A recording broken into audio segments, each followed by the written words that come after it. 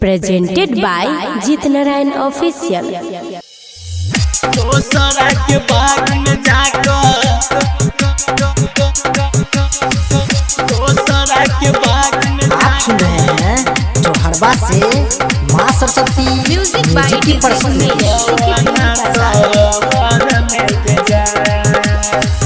प्यार के मजरबा छोड़ गइले ससुररबा कानौ पगलबा गछिया तोर में के जान प्यार के मजरबा छोड़ गइले ससुररबा कानै छौ मिलल गछिया तोर में के जान दोसरा के बाग में जाकर हमरा के तोई बुला कर रहै छे कवना शहर में गे जान गे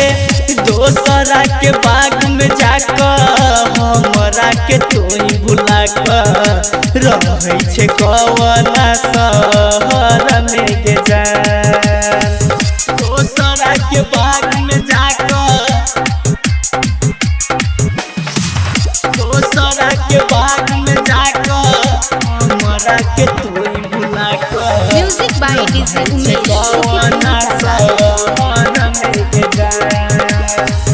दिलबा कर कई जेना कर कई बीजलो का बीच मजधार में छोड़ला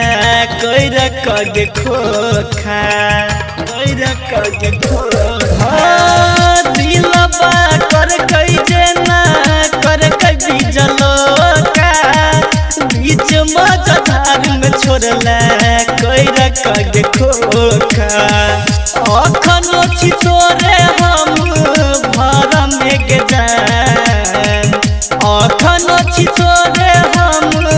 भर में गे जान दोसरा के बाग में जाकर हमरा के तोई बुला कर रहै छे कवना शहर में गे जान गे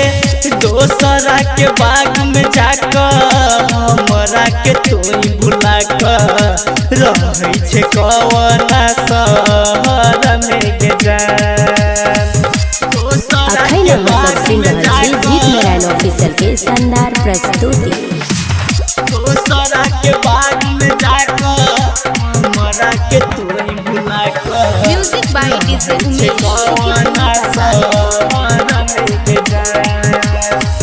राइटर रीझन जी से कैलही तू लगे कैने रह वादा याद आबे हर पल गे आबे हर पल राइटर रीझन जी से कैलही तू लगे सिंगर राज के नहीं कटे एक पल गे गिरै जलही सब के नजर में गे जान गिरै जलही सब के नजर में गे जान दोसरा के बाग में जाकर हमरा के तोई बुला कर रहै छे कवना शहर में गे जान दोसरा के बाग में जाकर हमरा के तोई बुला कर रहै छे कवना शहर में गे जान प्यार के मजरबा छोड़ गइले ससुररबा कानै छौ मिलल गछिया तोर में गे जान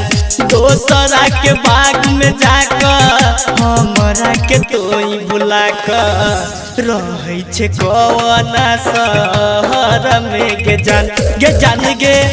दोसरा के बाग में जाकर हमरा के तोई बुला कर रहै छे कवना शहर में गे जान।